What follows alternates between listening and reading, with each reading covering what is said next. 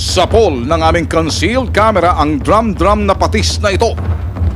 Ito daw ang pangunahing sangkap na ginagamit upang magkaroon ng lasang isda ang chichiryang ito.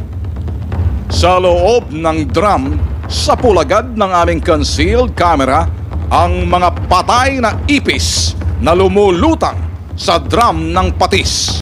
Noong oras na yun, habang inililibot ang aplikanteng undercover namin, hindi pa nagluluto sa pabrika dahil sa gabi daw ginagawa ang pagtitimpla at pagluluto ng kontrobersyal na ipis crackers fish crackers pala, ng fish crackers.